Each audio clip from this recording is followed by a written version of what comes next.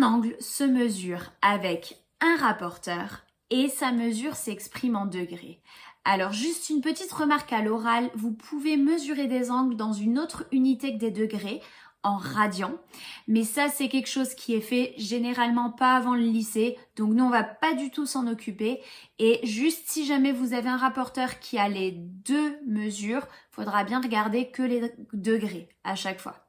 Alors le rapporteur il peut être de deux formes différentes. Celui-là qu'on trouve le plus fréquemment, qui est un rapporteur semi-circulaire ou demi-circulaire, qui est le plus utilisé au collège, ou alors un rapporteur circulaire qui fait un tour complet. Alors pourquoi on n'utilise pas souvent le rapporteur complet? Tout simplement parce qu'on ne mesure pas souvent des angles qui sont plus grands qu'un demi-cercle. Donc c'est la raison pour laquelle on utilise principalement les rapporteurs de gauche et c'est avec celui-là qu'on va travailler dans ce chapitre.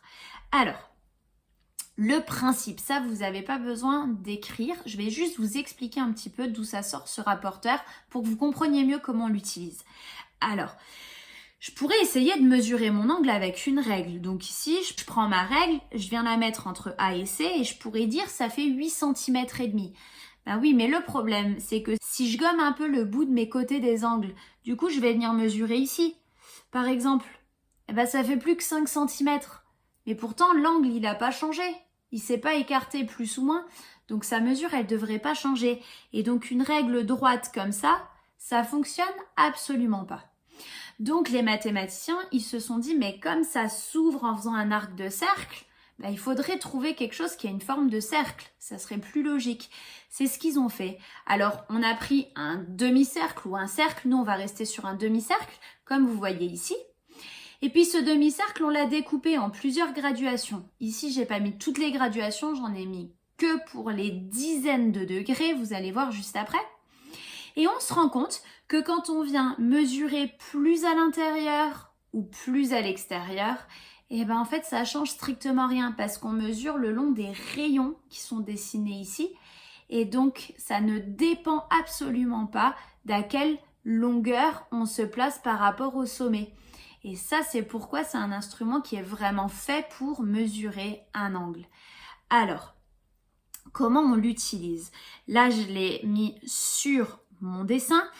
Et vous voyez, c'est numéroté, 0, 10 degrés, 20, 30, 40. Alors, c'est fait pour que ça tombe tout pile au niveau de l'angle droit ici à 90 degrés et que ça arrive bien à 180 degrés quand c'est ouvert à plat. Alors, pour placer le rapporteur, on l'écrira tout à l'heure dans le cahier de leçon. Pour placer le rapporteur, on vient mettre le centre. Le centre, c'est ce point ici, là, qui est vraiment comme si c'était le centre du cercle, ou en tout cas là du demi-cercle.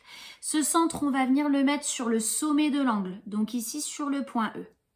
Et puis comme à chaque fois que je mesure, il faut que j'aligne le 0 avec le début. Donc là, c'est le 0 degré que je vais aligner avec le début de l'angle. Et le début de l'angle, c'est quoi? C'est ce côté qui est ici. Donc je vais tourner mon rapporteur pour que ce soit bien aligné. Et alors là, c'est bien aligné, mais le problème, c'est que il s'est tourné en décalant le centre. Donc, je le remets bien correctement. Et je suis mes graduations. On est allé de 0 jusqu'à 60. Donc, on peut écrire ici que l'angle DEF, il mesure 60 degrés. Ça, c'est le principe de comment ça fonctionne. Un autre exemple. Voilà un autre angle, je vais de nouveau le positionner correctement, mais cette fois-ci, je vais pas tourner mon rapporteur entièrement, on va être un petit peu malin. Donc, je vais prendre mon rapporteur, je vais déjà placer le centre sur le sommet et je vais tourner mon rapporteur. Alors là, il est tourné correctement et il faut que je le redéplace.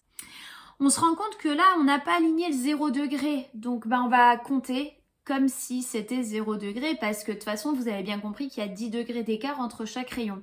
Donc, on y va. On fait comme si ça, c'était 0, 10, 20, 30 et donc 40. On a tout à fait le droit de faire ça, c'est tout à fait juste. Et donc vous voyez que c'est assez intéressant qu'il y ait des graduations qui aillent dans un sens et dans l'autre sens, parce que quand l'angle il est dessiné de l'autre côté, on a besoin de mesurer à partir de l'autre côté.